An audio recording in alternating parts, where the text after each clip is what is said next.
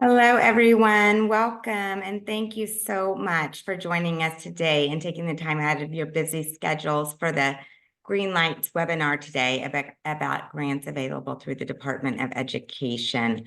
I'm Shannon Rotenberg, and I run the Just Keep Living Foundation, which is Camilla and Matthew McConaughey's foundation. Matthew is from Uvalde, Texas, as many of you might know, and started the Green Lights Grant Initiative after the tragedy in Uvalde. Today, we will review mental health service, professional demonstration, and safe and supportive schools. School-based mental health services grants identified for LEAs through the Bipartisan Safer Community Act. These grants, they are intended to increase the number of credentialed school-based providers of mental health services for students or support, demonstrate innovative partnerships to train school-based mental health providers. We all know how important this is, so I cannot thank you enough for taking the time to be here today. Matthew and Camilla are very excited you're joining us in this effort. They're so passionate about this. It has been such a for us to see this and see now that some of the grants are being written and going to be coming through soon. So we're just grateful to all of you for coming together to help make our schools healthier for all the students. And I will now turn it over to the expert, to Julie, and let her take it away from here. But thank you so much. And please know we're always here if you need anything at all. And thanks again for your time today. Thanks so much, Shannon. So my name is Julie Asel, and I'm the president and CEO of Asel Grant Services. Throughout my career, I've had the opportunity to work with a variety of organizations, including school districts of all sizes, universities, and nonprofits. And I started my career as a grant professional with the Kansas City, Missouri School District. I've been a reviewer of grants here in the state of Missouri and nationally, and I've personally secured over $145 million in grant funding, with my team securing over $400 million to date. So thank you for joining me. I'm excited to share our insights and help you navigate these opportunities from the Department of Education. The goal of this webinar is to provide you with information on the department's Mental Health Service Professional Grant Program, which is a mouthful, and I'm going to shorten it as MHSP throughout our presentation, as well as the School-Based Mental Health Services Grant Program. Again, another mouthful. I'm going to shorten it as SBMH throughout our presentation today.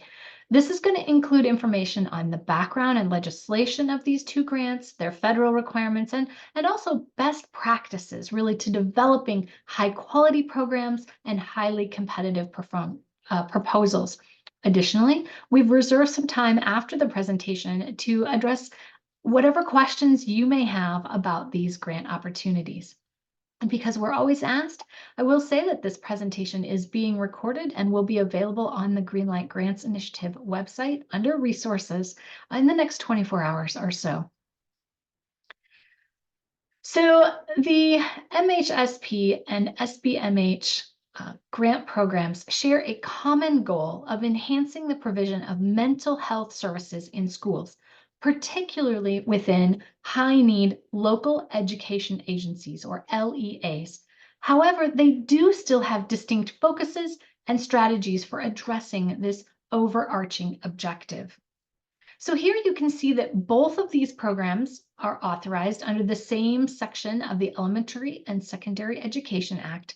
Each program aims to improve access to mental health services for students in schools, acknowledging the critical impact of mental health on academic performance and student well-being. Both programs are designed to benefit students in high-need LEAs by enhancing the availability and quality of mental health services in schools. But on the other hand, they have different focuses and strategies, right? So the mental health service professional focus places a strong emphasis on training school-based mental health professionals.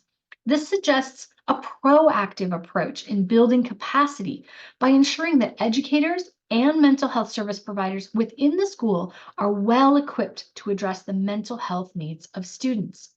It highlights fostering innovative partnerships and providing funding opportunities as key strategies. This can involve collaborations between schools, mental health professionals, and possibly even other community stakeholders to create comprehensive support systems for students. On the other hand, the SBMH program is more focused directly on increasing the number of credentialed mental health service providers who then offer services in schools.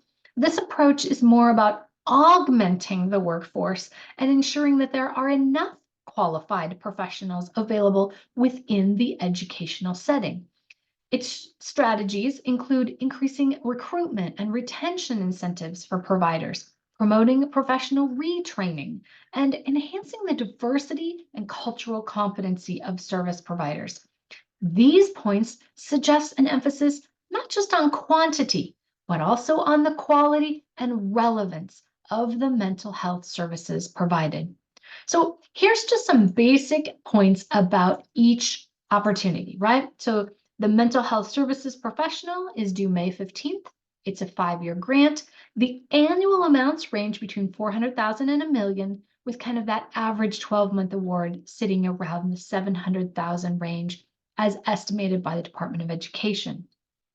The school-based mental health services grant is due April 30th and is also a 5-year grant, but it's got a higher annual range for those annual awards between $500,000 and $3 million, with naturally a higher 12-month average of about $1.75 million. And we'll talk a little bit about why those ranges differ as we go through today.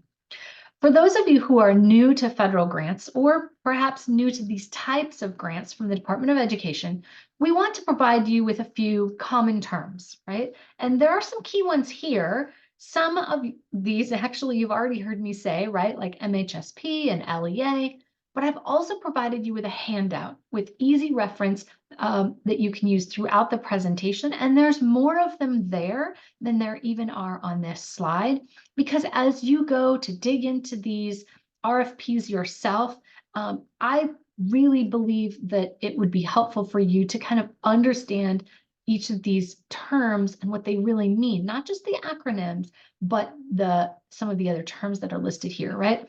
So the definitions are going to then be important for understanding the requirements and the criteria in the MHSP and the SBMH grant programs. So you'll be able to use those to guide your application process and ultimately your evaluation of your own project. This chart underscores the shared focus on supporting mental health LEAs across both programs, while also highlighting the MHSP's unique inclusion of IHEs, or institutions of higher education, in building a training pipeline for these professionals, versus the SBMH's provision of the consortia of LEAs. Here they're emphasizing that collaborative effort to improve service availability. In addition, you'll see that the state education agencies are also eligible applicants for the MHSP program. So now that we've kind of talked through some of these basics, let's dig into each one, starting with the Mental Health Service Professional Grant Program. So the primary aim of this initiative is to train and provide a pipeline of school-based mental health service providers for employment in high-need local education agencies and schools, focusing again on that innovative partnership designed to address a critical shortage of mental health professionals in these areas. By expanding the trained provider base, the initiative seeks to improve access to mental health support within the educational setting, thereby promoting student well-being and academic success. Now, the use of funds is really earmarked here to support initiatives that increase the number of providers in high-need LEAs, emphasizing diversity and inclusive practices among service providers, and cover the associated support services costs, such as things like tuition and internships. Priority areas include not only increasing the number of providers, but again, that diversity among them, and making sure that they're trained in inclusive practices. The intended impact then of that event is this effort is to be able to enhance the mental health infrastructure within the schools themselves, making then a significant contribution to the educational and emotional well-being of students. Funding beneficiaries are primarily ultimately individuals and these partnerships involved in the training and preparation of the providers, poised to then work in education settings, ensuring a future workforce ready to meet the mental health needs of these students in these high need areas. So people always say, okay, yeah, but what can we really do, right? So the eligible activities within the MHSP grant program focus on enhancing the training and resources available to future mental health service providers within the educational settings. Key activities include developing and implementing training programs, establishing partnerships between LEAs, SEAs, that's state education agencies, and institutions of higher education to foster collaboration and share resources. The program also supports providing practicum or internship opportunities inside these high need LEAs. So offering professional development and continuing education for continuing providers and implementing evidence-based practices and interventions. The activities also extend to conducting outreach and engagement efforts to promote mental health awareness, reduce stigma, enhancing coordination among schools, mental health providers, families, community organizations, and then evaluating the effectiveness of services and interventions. Moreover, this program encourages establishing data collection and monitoring systems to assess impact, implicitly supporting efforts to increase provider numbers and incorporate diversity and cultural competency into training and recruitment strategies. Now, the MHSP grant program has 3 absolute priorities, and if you read this just straight through the RFP, it looks confusing and probably even contradictory at times. But let's kind of talk through this. The first absolute priority is that all projects must expand the capacity of high need LEAs in partnership with eligible IHEs or institutions of higher education to train school-based mental health service providers. The goal here, increase the number of professionals available to address the shortage in those high need schools. But absolute priority 2 and 3, they seem to be contradictory, but the reality is it pretty much encompasses everyone, right? The absolute priority 2 says, well, here we have applicants who do not currently have an active grant under the program that they're looking for. It encourages new potential grantees. So when you're writing, if you don't have this, you would highlight that I'm meeting absolute priority 2. On the other hand, if you are not a new potential grantee, this priority says, oh, but you can also apply because you have an active grant. Yes, that is the opposite of number 2. So you either say we're coming in under number 2 or we're coming in under number 3. You just have to say which one. You should all then be coming in under absolute priority 1. You must be meeting with a high need LEA. Okay. In addition to these absolute priorities, there are 2 competitive preference priorities worth up to 5 points each, frankly, depending about how well you meet them and describe the way you meet them in that kind of associated with that priority.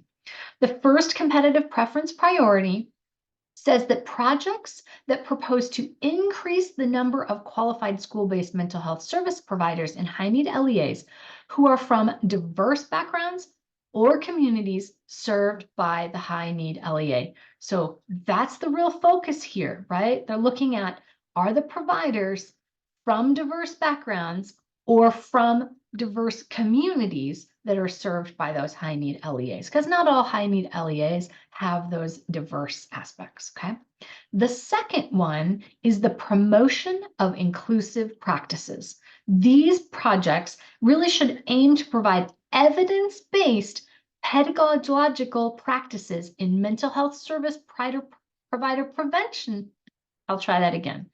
Mental health services provider preparation programs or professional development programs that are inclusive with regards to things like race, ethnicity, culture, language, disability, and LGBTQIA+ identities.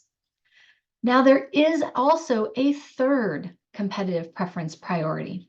This one, on the other hand, unlike the other ones, which ranged from 0 to 5, and you might get scores within there depending upon how you answer it.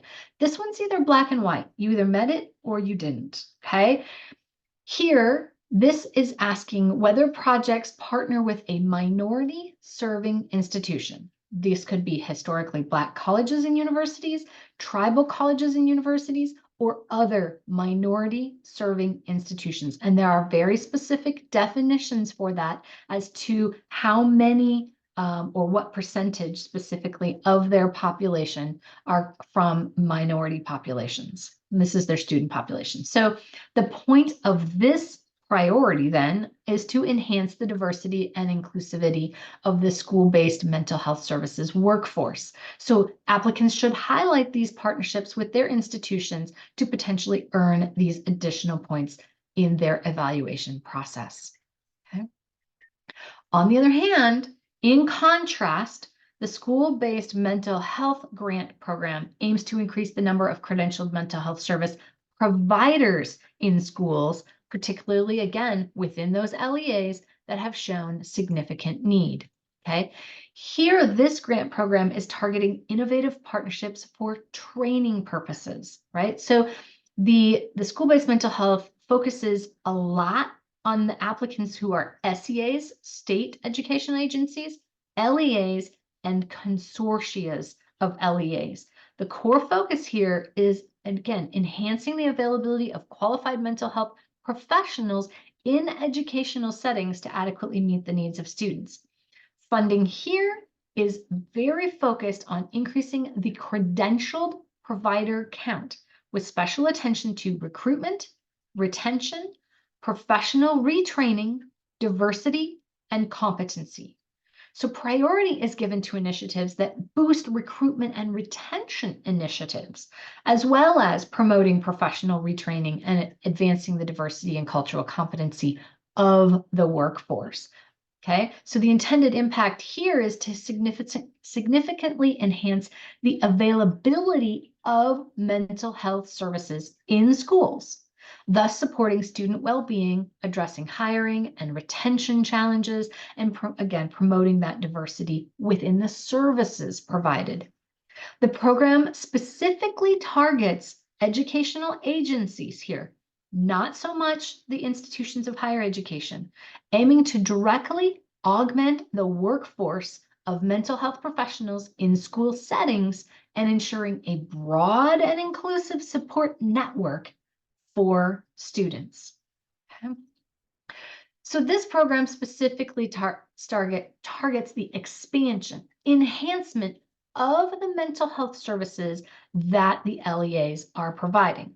Here, the eligible activities focus on that training and professional development for the school-based mental health service providers, but also establishing partnerships with community organizations and mental health providers in order to broaden a network of support. While the program does not explicitly mention clinical opportunities, they are inferred to be part of the broader framework of training and professional development. Similar to the mental health services program, the SBMH program emphasizes the implementation of evidence-based practices and interventions and the importance of outreach and awareness campaigns to reduce the stigma and, of course, to promote mental health awareness.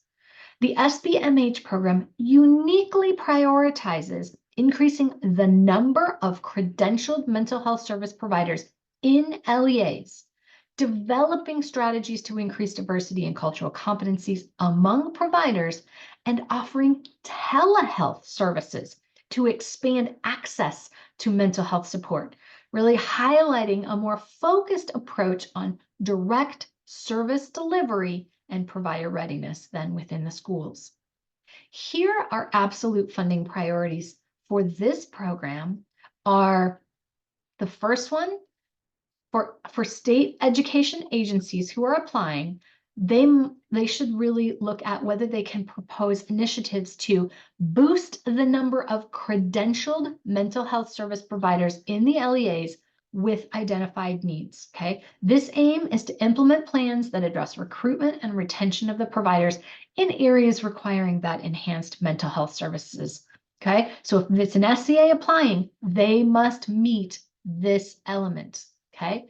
Second, if you have LEAs or consortia of LEAs who have demonstrated need, then this group must aim to enhance the number of credentialed providers during the life of their grant, okay? They must present strategies for recruitment and retention of the providers in the specific LEAs in that consortium, okay?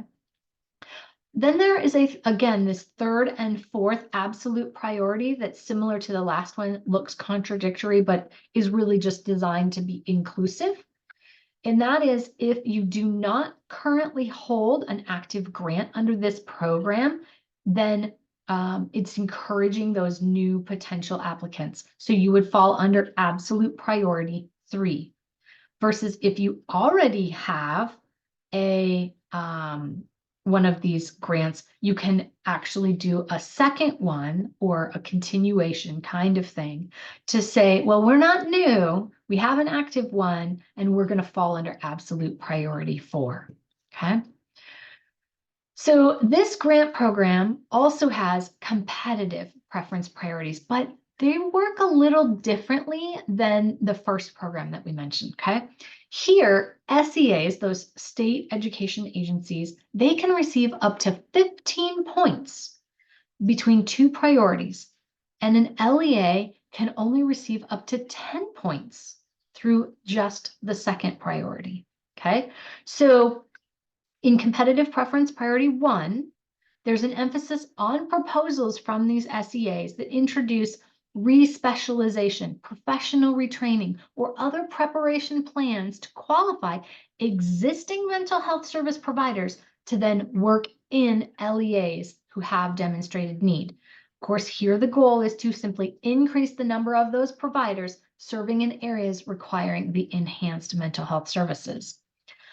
Competitive preference priority 2, though, encourages applicants to present plans to enhance the number of credentialed school-based mental health services providers in an LEA with demonstrated need who come from diverse backgrounds or communities served by the LEAs. So they're not just bringing them from, somewhere else in the country, okay?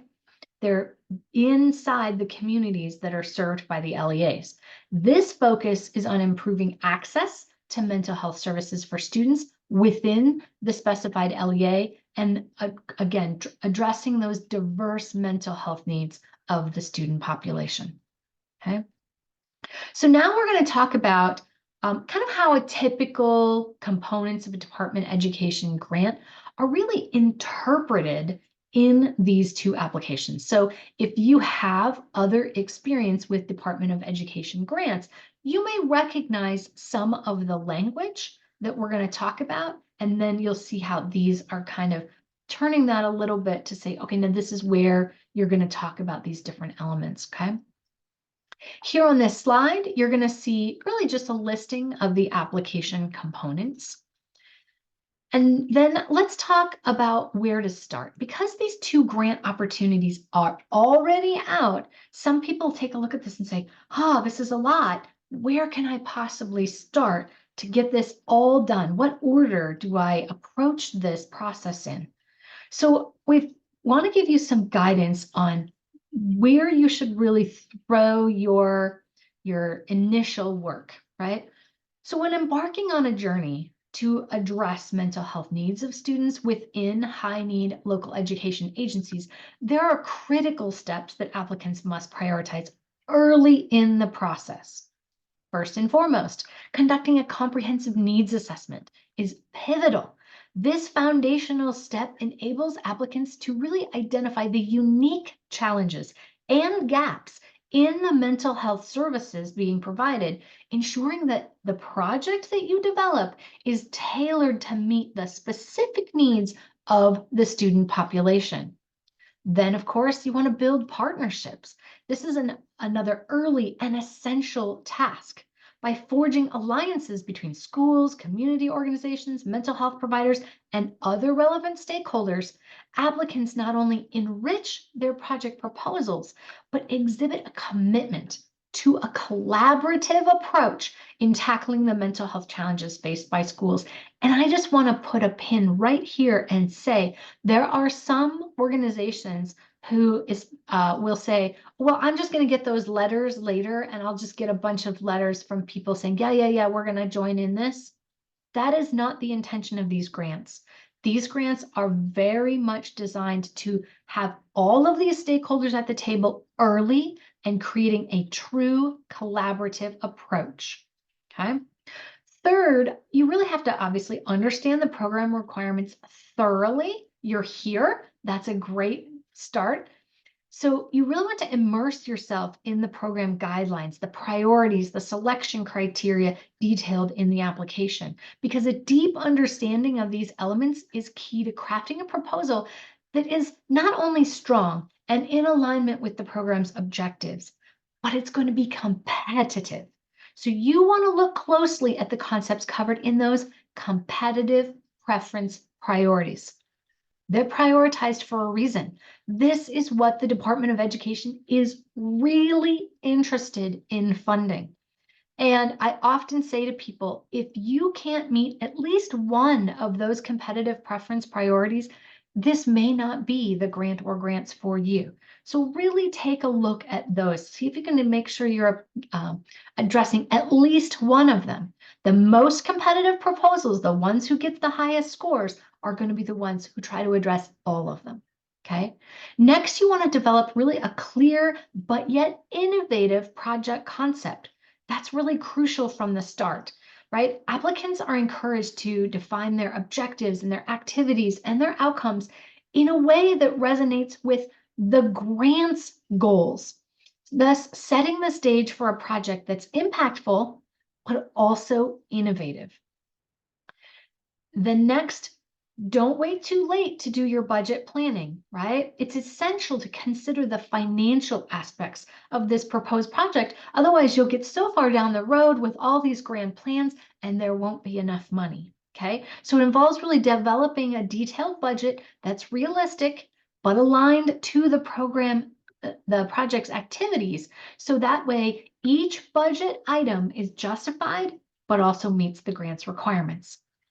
And then finally, you want to lay the groundwork for data collection and evaluation. And we're definitely going to start that in this presentation by talking about those performance measures. Okay, so you'll want to identify your key performance indicators that may be in addition to those required performance measures.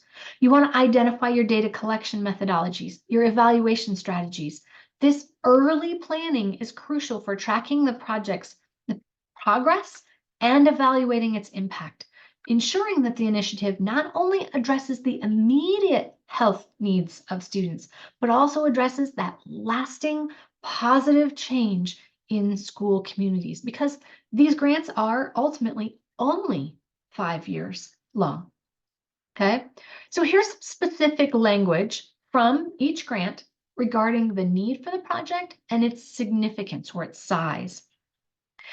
Here, you will justify and emphasize the importance of the proposed project by clearly identifying the specific gaps or weaknesses in the existing services, existing infrastructure, and opportunities. You want to explain the nature and really the scale of these gaps or weaknesses and how the project will enhance local capacity to provide, improve, and expand services for the target population.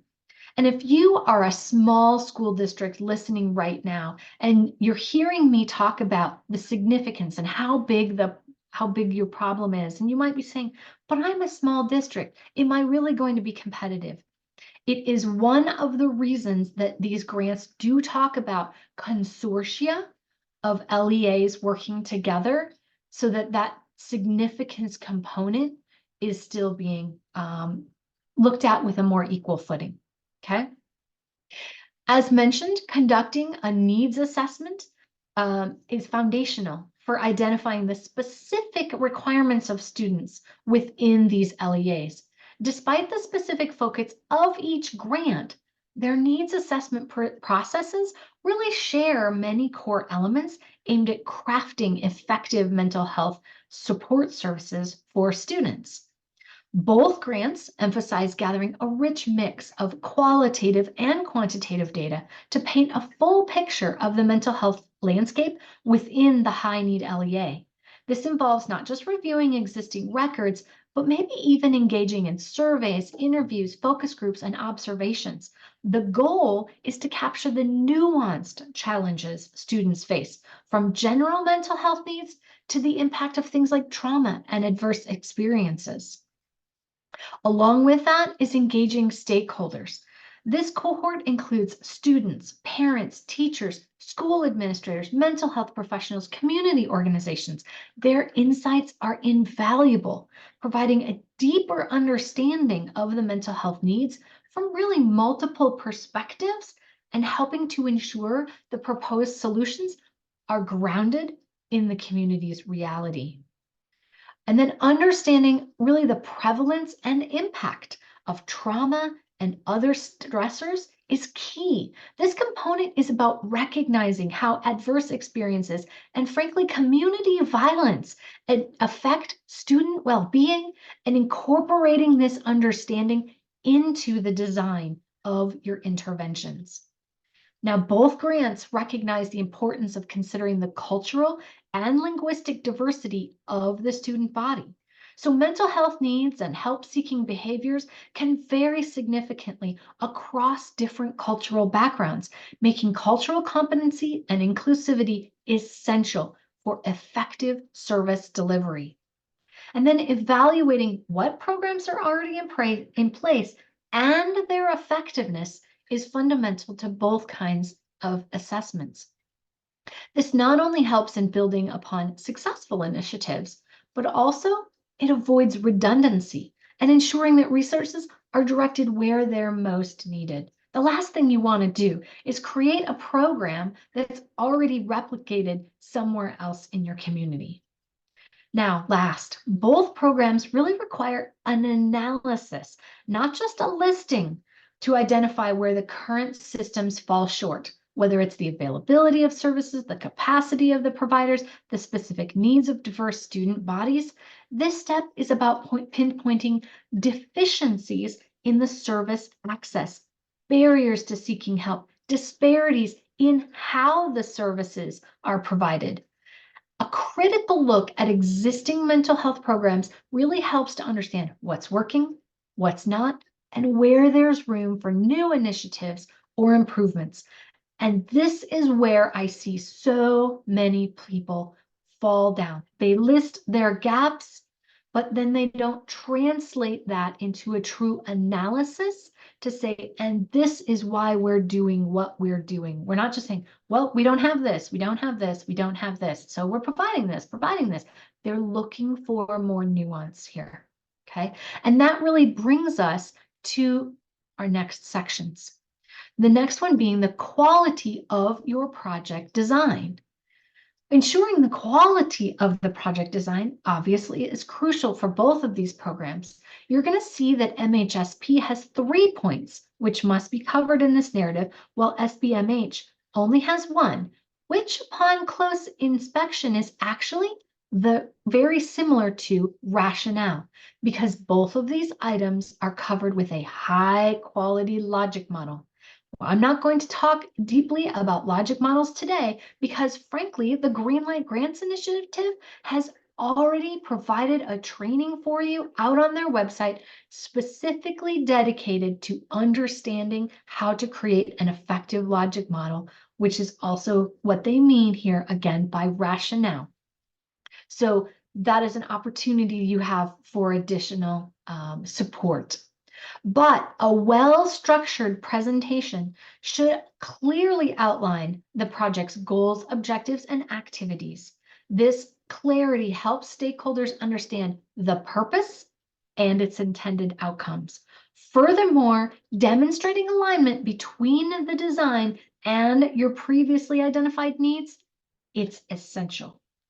Applicants are advised to carefully consider these factors when they develop their project design to ensure that it is comprehensive, well informed by existing literature and research, and aligned with the goals and priorities of the grant program. A strong rationale and innovative approach to addressing the identified needs in school-based mental health services are the whys that can enhance the quality of the project design and potentially get those points earned for you as the reviewers are evaluating your project. Now, by addressing the specific gaps in mental health services within education settings, these projects can effectively meet the needs of students and educators. This alignment ensures that resources are allocated where they are most needed, thus maximizing the impact of the program. Moreover, providing a detailed implementation plan with timelines and milestones is really essential for demonstrating the feasibility and the achievability of these proposed projects. This plan outlines the specific steps for program implementation, evaluation, and monitoring. By establishing those clear timelines and milestones, the project can track their progress and ensure that the goals are met within the designated timeframe of the grant. Additionally, a comprehensive implementation plan helps identify potential challenges and allows for adjustments to be made as needed, enhancing the project's effectiveness. And we're going to talk more about that continuous analysis of data. In addition, the integration of evidence-based programs into your program design is paramount. If you don't know these, you're going to need to learn them to have a quality project design. These evidence-based strategies have been rigorously researched and proven effective by addressing mental health needs within the educational settings. By incorporating such programs into the project design, grant applicants can leverage these established frameworks and methodologies to then enhance the effectiveness and efficiency of their initiatives. Evidence-based programs provide that solid foundation for interventions, offering assurances that the proposed activities are grounded in solid research and then more likely to yield positive outcomes. Moreover, utilizing evidence-based programs helps build credibility and trust amongst your stakeholders, the funders, the policymakers, educators, and of course, the community at large. Ultimately, the integration of evidence-based programs ensures that grant-funded projects are equipped to deliver high-quality mental health services that meet the diverse needs of students and educators, leading them to improved outcomes and well-being, which is ultimately why we're all here. So a well-designed project that clearly outlines its objectives, activities, and implementation plan is important for both of these programs. And then aligning your project activities with the identified needs and providing that detailed implementation plan of how you're going to really roll out those activities will allow you to effectively address the gaps in your setting. This, again, is all about maximizing the impact and success of the programs. So next, let's talk about the quality of project services. Here, the school-based mental health grant combines project design and quality of project services categories, okay, where the mental health service professional separates them.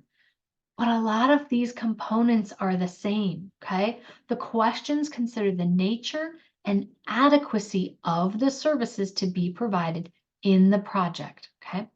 So these criteria focus on ensuring that the proposed project has a well-defined design with clear goals, measurable outcomes, provides quality services that ensure equal access and treatment for underrepresented groups, and offers training and professional development services that address those identified professional or personnel shortages in the field of school-based mental health services.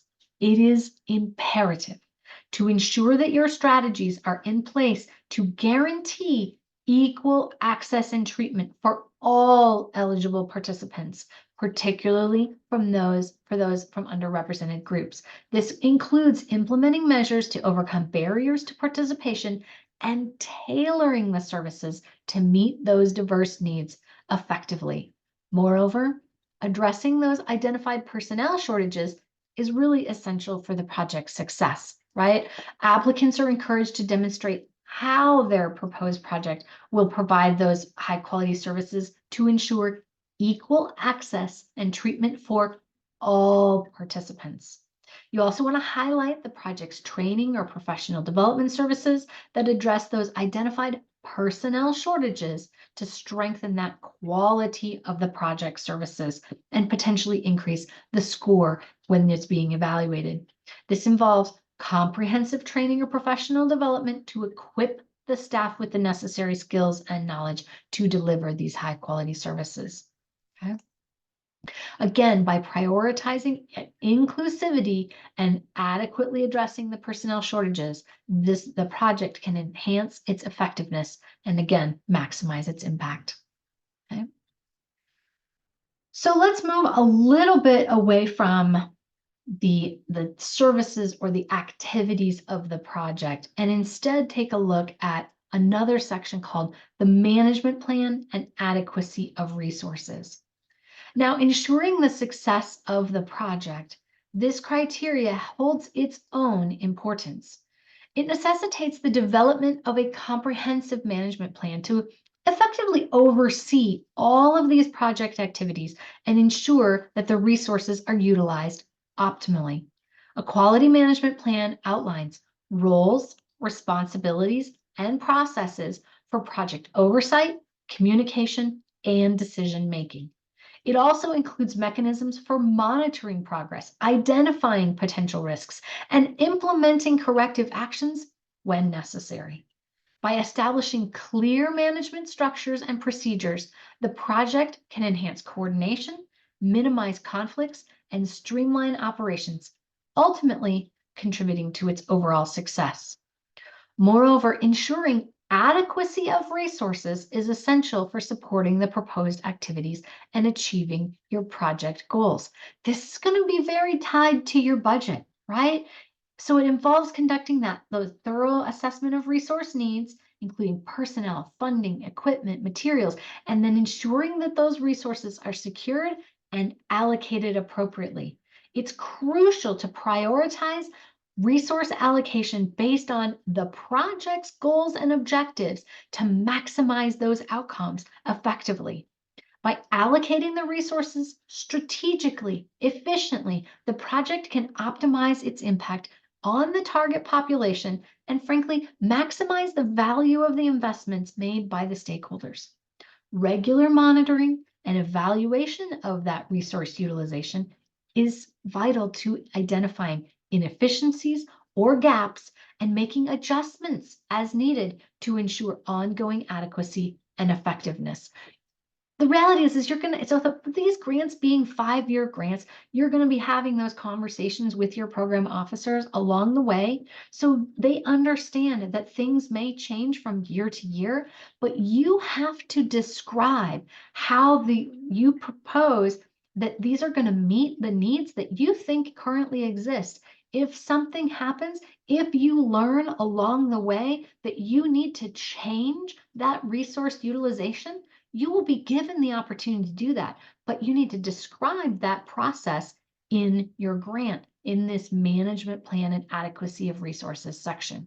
Okay, so by developing that robust management plan and ensuring the adequacy of resources, the project can then enhance its capacity to deliver those high quality services and achieve its intended outcomes. Now, there are some unique sections to each of these grants. Okay, the mental health service program personnel has a quality of project evaluation section to incorporate robust evaluation methods into your project. And you see those elements here.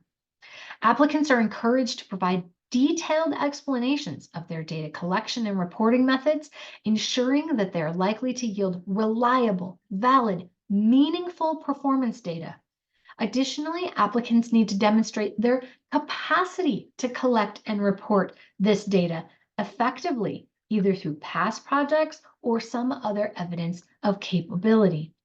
This necessitates the development of a comprehensive evaluation plan that not only outlines the methods, but also ensures their thoroughness, feasibility, and alignment with the project's objectives and outcomes.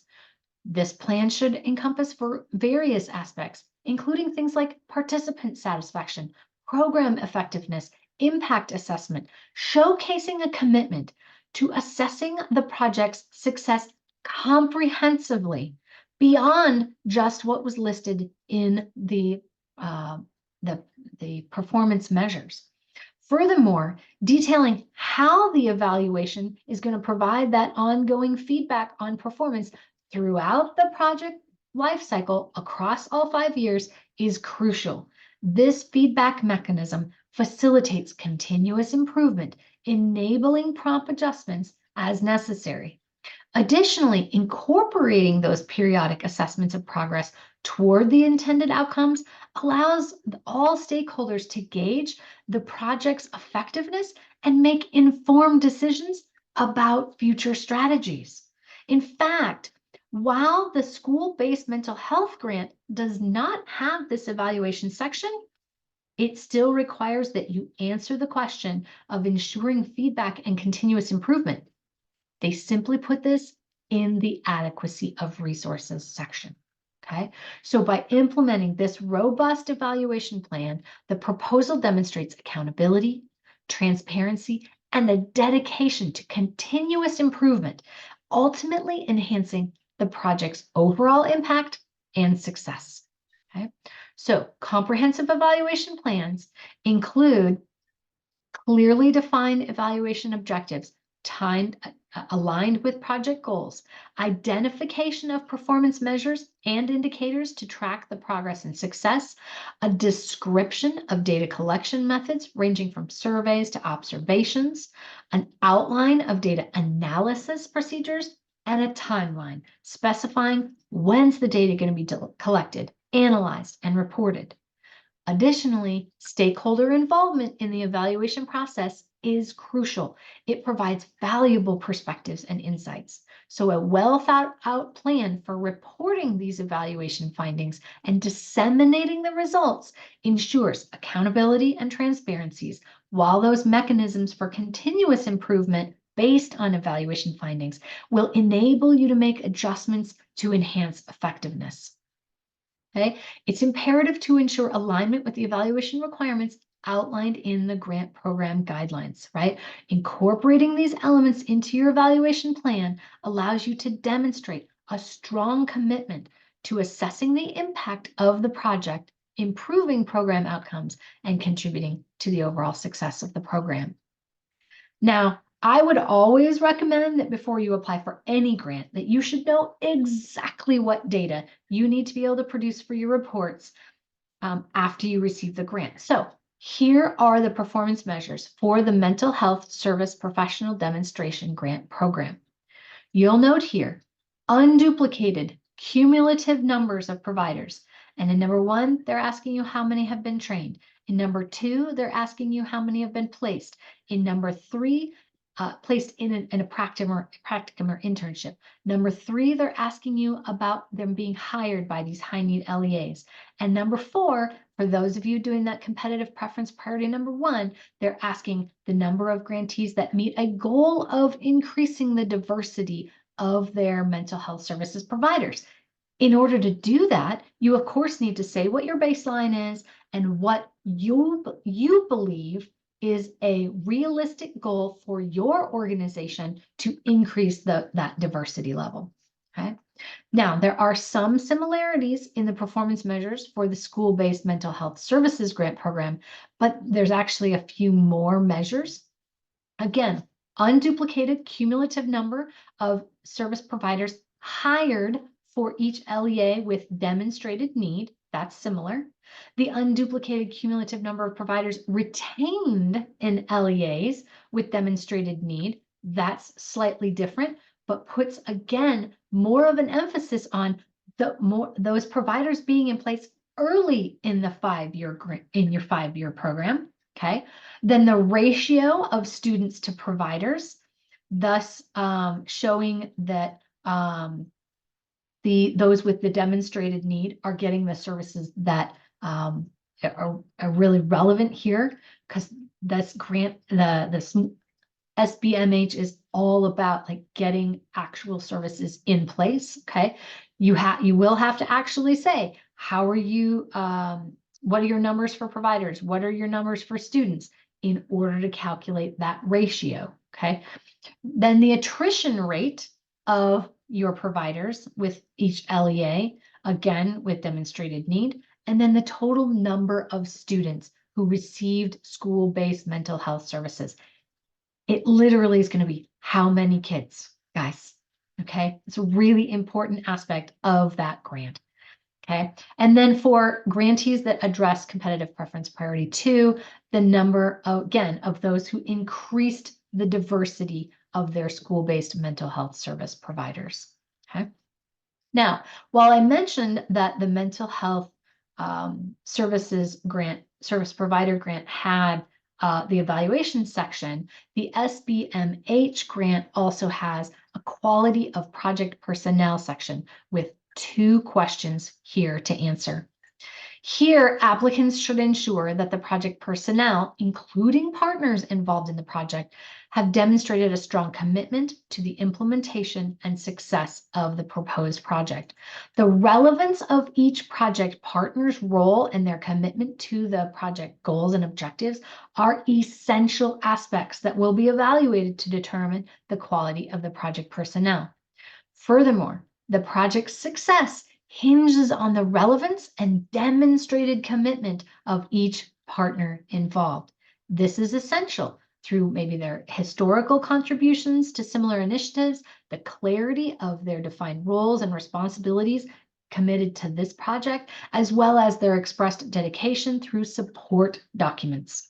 Regular structured communication amongst the partners has to be planned to ensure synergy and effective problem solving during the life of this 5-year grant program, okay?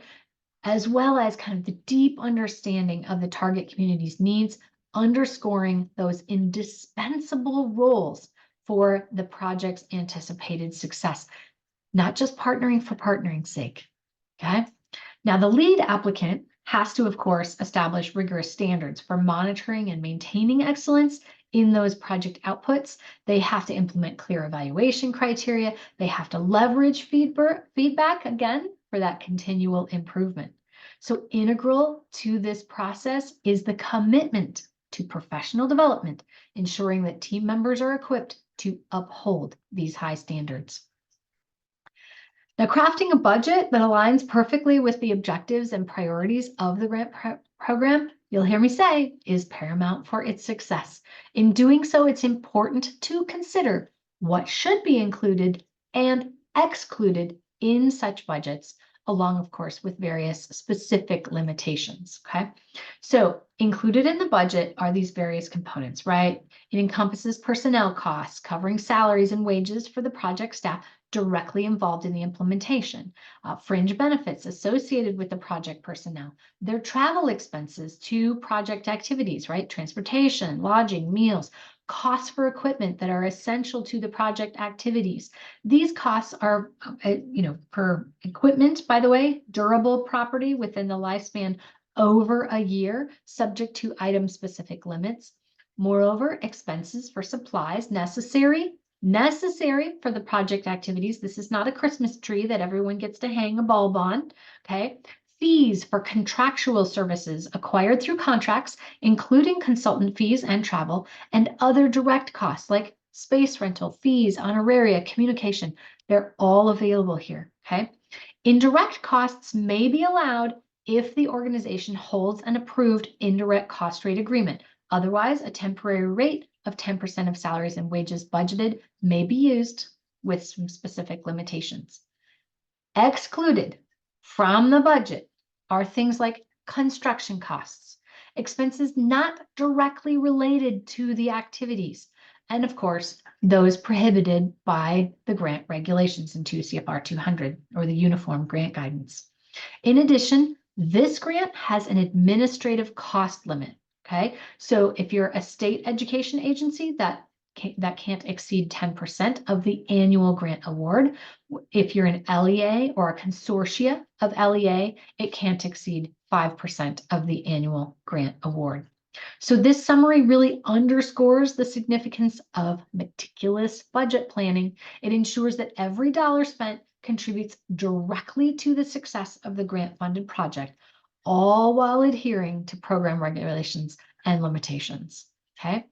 Now, these attachments provide essential supporting documentation to strengthen the grant application and demonstrate the organization's readiness and capability to successfully implementing the proposed project.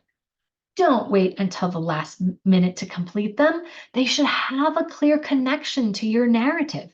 They should be thought of as really supporting details to the story you're telling in the narrative. And as a grant professional myself, I've absolutely been in those situations where you're like, well, I have to have a complete narrative to then know how to align this to my narrative. But I want you to think about it differently. I want you to think about co-creating these at the same time, right? If I'm taking a look at individual resumes, I'm looking at my activities, my quality design. I'm looking at my quality of project personnel. If I'm doing my cost estimates, my contracts, I'm doing that at the same time as my budgets, and I'm making sure that they align directly to the activities I'm doing in the grant so that I don't get to the bottom and say, oh, too much money here. Now what are we going to cut out? I've got a whole entire narrative to be readjusting. So be doing that work all along the way. Okay. Your individual resumes are going to be for your project directors and key personnel, showing their qualifications and their experience. Your indirect cost rate is your approved indirect cost rate if you have it. The MOUs or memorandas of understanding or letters of support. These are formal agreements or letters of endorsement from partners or stakeholders expressing their support for the project. Organizational charts can be very helpful, right? A visual representation of the project team's structure and reporting relationships, incredibly important when you've got consortia. A work plan timeline, which details out the project activities, the milestones, the timelines, the evaluation plan. One of them kind of has that built in. The other one really has it as a supporting document. It assesses the project's effectiveness and impact, including data collection methods and evaluation tools. A budget justification. So not just the numbers, but the rationale, the why for each budget item, explaining how it will be used to support the project activities. And then there'll be some certificates for compliance that you'll have to complete. These are kind of forms attesting to your compliance with those federal regulations and legal requirements. Okay. Whew. These are some really great grants out there, and I hope we have some really great attendees planning on applying for them. I'm ready to answer some questions. Great. Thank you so much, Julie. We have a couple questions already in the chat box. Sure. The first question here is, can we apply for one or the other? Both the MHSP and the SBMH, or do they pair hand in hand? So I would tell you that you could choose to just apply for one of these grants. Maybe just SBMH, maybe just MHSP, or you could choose to apply for both. For those of you who are applying for both, keep in mind that you really can't make them dependent upon each other. They have to stand on their own merits because one of them might get funded and not the other one. Okay. Thank you, Julie. Our next question here is states that the SBMH grant specifically mentions respecializing / retraining mental health professionals, but it was just stated that IHEs aren't, institutions of higher education aren't specifically mentioned in the RFP instructions. Institutions of higher education would be necessary for respecializing, as I understand it. So even though IHEs aren't mentioned, can they be included? The answer is yes. There's a variety of ways that you could do that. There's a heavy emphasis in that re-specialization aspect to the SEA applicant, because a lot of states, their education entities only allow certain types of mental health professionals to be, in essence, licensed to be working in schools. And so what they're trying to do is figure out, how are you bridging that? And yes, you're right. Institutions of higher education may be required for that to happen. But unlike the other one, it's probably not a whole entire comprehensive program. It's probably more like classes, or maybe even trainings, potentially even like certificates that could be done, versus the other one, which is like, what's the program that you are doing to get these diverse mental health professionals into schools?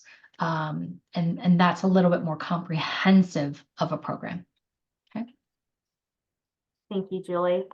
Our next question here is, can you explain what is considered a high need LEA? I believe so, yes. There is because there is a pretty specific definition. So the high need LEA has a percentage of their student body who are eligible for free or reduced lunch, or they qualify as a Title I school, or both. Okay, so there are schools that qualify as a Title I school, but they're not, and there are reasons that school districts choose not to do that. But they may still hit that free and reduced lunch aspect. So what you'll do when you go through your RFP, I'm pretty sure that it allows it. It's a very specific definition. You'll want to take a look at Title I eligibility and free and reduced lunch. Great, thank you. Our next question here asks, does the eligibility for either of these grants include private, not-for-profit high schools? Okay, so private, non-for-profit high schools theoretically could apply because you are considered an LEA by most states. In every state, frankly, I've ever worked, but I don't want to be 100% on that. But theoretically, yes, you are considered a local education agency. What you need to take a look at, though, is if you are just one high school, you might have difficulty with the significance aspect. And I have this conversation, frankly, with charter schools who ask me the exact same question. You may benefit from partnering or participating in a consortia so that your significance level is high enough to really be considered a viable applicant for this. And there may also be ways for you to come within a public school, your local public schools application. We have several of these that we've done because public schools are supposed to be reaching out to their private school entities for participation in projects like these as well. Great, thanks, Julie. Our next question here is specific to the SBMH grant. Yes. Regarding credentialing, must they be state certified in school counseling and/or social work, or does credentials refer to their degree? For SBMH, they're talking about credentialing referring to their degree, or their licensure is actually the other element that may be a piece in there. Frankly, some of that has to do with long-term sustainability of these positions, because there's new legislation also coming out regarding, well, I mean, it's already out, but state Medicaid offices are still working through it, about school districts being able to maintain these positions by being able to bill Medicaid for this, for these services as well. So that's some of the elements that kind of fold into this. Okay.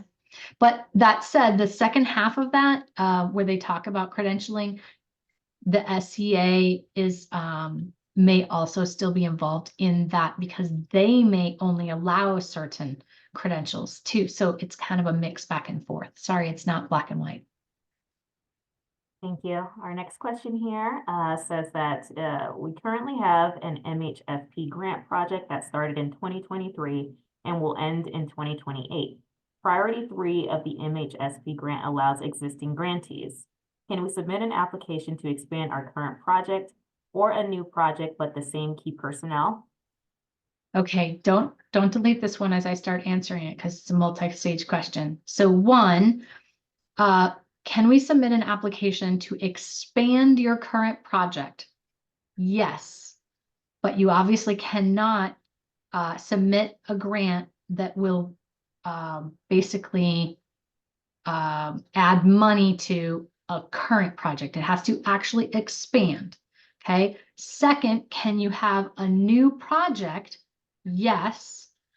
But then when you say the same key personnel, the answer there may be, it depends, because it depends on what percentage of your personnel might be available. So if you already have someone 100% dedicated over here on this first grant, 2023 to 2028, you can't then say, oh, and they're now also going to do this project too. Okay. That's going to be a red flag for the Department of Education. Okay, thanks. Thanks, Julie. Another question here is, can you provide some examples of stakeholders within these grant proposals? Oh gosh, absolutely. We do a lot of work with, obviously you're looking at not just the community mental health centers, but you may be looking at private providers. You may be taking a look at I mean, I've had people get involved with substance use disorder providers as well. And on top of, you know, even primary care or FQHCs, federally qualified health centers that have a behavioral health aspect to them, those all may be appropriate stakeholders in these grants, because they're the ones who are out there actually serving our kids right now. And they're the ones that are going to be able to say, we don't have the capacity, or we don't have someone on staff that can do this, that, or the other thing, or we can't reach into the schools and do this because we don't have the capacity, or we don't have the licensure to serve children, or so on and so forth. Thank you, Julie. Another question here is, the administrative cost limits on one of the slides were listed for SEAs and LEAs. Are the limits for institutions of higher education going to be the same as the SEA limit when thinking about the MHSP grant? If I remember correctly, the SEA and LEA limits were not on the MHSP grant. They're on the school-based one. And so know that the administrative cost limit doesn't function the same, frankly, because your federally negotiated cost rate agreement is likely to be much higher than that, just right off the bat. Thank you. Next question here is, are you able to provide any more information or context on the matching fund requirement for SBMH, such as any ideas of funding sources if not coming from the LEA? Yeah, absolutely. Because those really take a look at, you know, the providers and the partnerships and some of those types of things. We've had situations where, again, we've had these community mental health centers are committing to having a particular provider in the school and carrying out those activities, and thus helping with those match requirements. You know, coming up underneath, and it doesn't, match requirements don't have to come from the applicant themselves. And there are times that I have put out with various project stakeholders to be able to say, okay, you guys are interested in us adding X number of positions or us contracting with you in this way, but we need kind of a give and take for you. For X amount that we're giving you, we need X amount in match. Okay. Thanks, Julie. Yeah. Another question here is,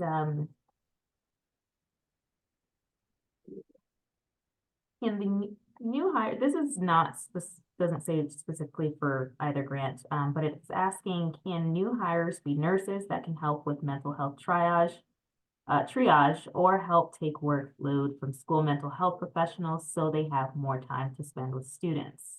So not really in either of these grants.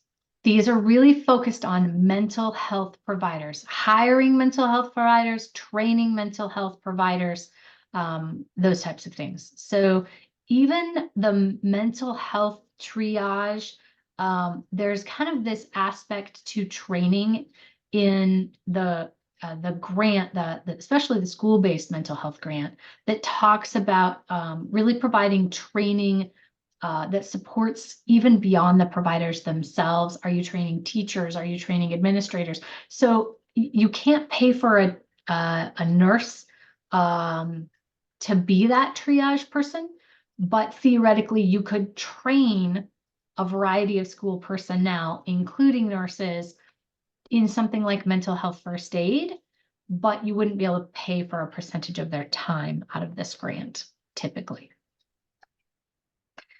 I'm always cautious about saying something they absolutely can't do, because then I'll run into some school nurse who's like a licensed clinical social worker or something like that as well. So that would be a person who's actually credentialed in a mental health field. Thanks, Julie. Our next question here is, what is the free and reduced lunch threshold percentage?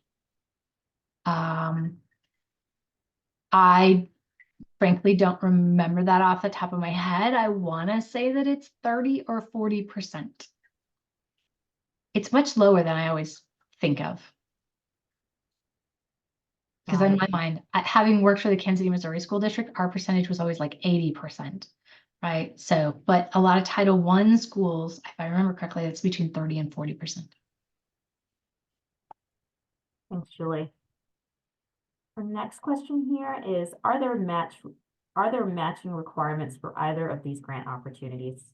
You know, that's a really good question, because somebody asked about the match earlier, and I didn't remember there being a match requirement in either one of these grants. So I don't have an answer for you. It's something I can look up and get back to people. Typically, Department of Ed is not heavy on match requirements for their discretionary competitive grants.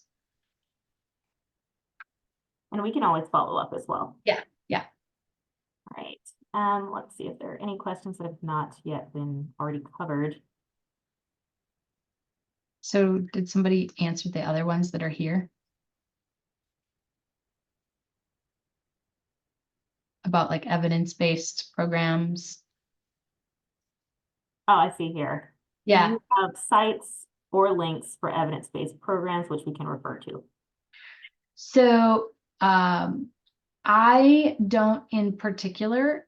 I would recommend in each of these RFPs, there are a variety of, and you don't want to just go with the notice inviting applicants. That's kind of a little bit on the thin side, but on the actual full application, they will refer to particular things that you might find beneficial in terms of evidence-based programs.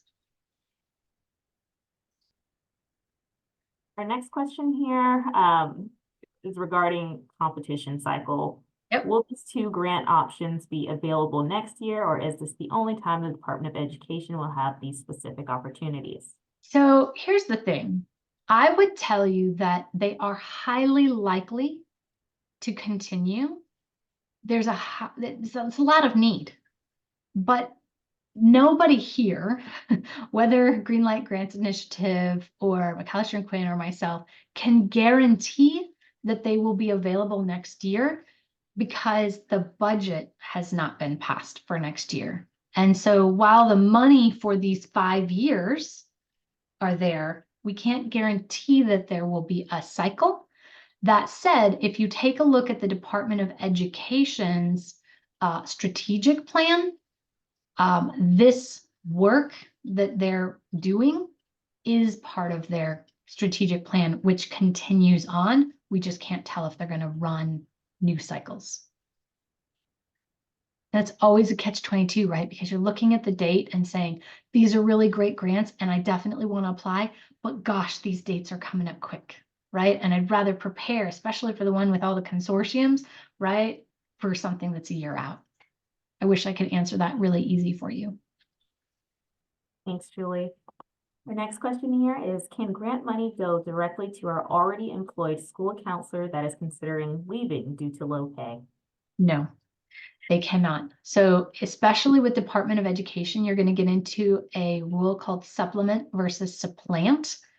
And because the position already exists, adding money to that would be considered supplanting. Now, if that employed school counselor was doing something additional, let's say that your school counselor is shifting their duties, which right now are like 50% like testing and or enrolling kids in classes and 50% providing mental health services. And what they really want to do is do mental health services. And you can then fund the other half so that that person can do that full time and use those funds to then go to another position. But I'm not so explaining this well, but then your district funds would go half for their mental health services and half for the second position, where this grant would then pay for the new half of that person. But you can't just use this to bump their pay. In addition, there's kind of a rule related to like making sure that you're not paying someone out of a grant at a higher rate of pay than you would pay someone out of your district budget. Great, thank you, Julie. We have another question here, stating, because we are a small district with very limited resources, in order to provide mental health for our students, we have had to start our own limited counseling center and utilize master's level interns to do counseling. Is that considered a collaborative partnership? If you as an organization are also, like, it sounds quirky, but does the counseling center financials roll up to your district financials, or are they a separate entity? Okay, if they roll up, it can get a little messy. That said, if you're doing this because there's no one else doing it, you've already started meeting that gap, then I think that's part of how you explain this in your proposal too, that there literally is not someone else to partner with in your community or region. So I don't know that I would consider it a collaborative partnership, though, if it's just you. Got it, thank you. Looking at our remaining questions here. Mm-hmm.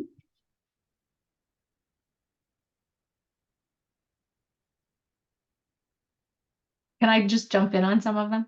Sure, please do. Sure. So somebody says, if we trace to the history of these grant funds, do they typically go to inner city large school districts, or is there a history of these grants being awarded to smaller or rural school districts? It's an incredibly important question. As somebody who's looking to invest in writing this, so very insightful of you. This is one of the reasons that they are purposefully encouraging collaborative proposals, is because historically, when you have an element regarding the significance, it will go to larger school districts who, yeah, they're in the inner city, and so thus they have the high need, versus the smaller, because people are trying to compare apples to apples. If you're asking for the same amount of money, they're going to go with the bigger bang for their buck. Okay, so you just want to take a look at that element. And I truly encourage you to reach out to other small school districts around you to put together a consortium application, because that's when you're the most competitive. A recording will be sent out to registrants.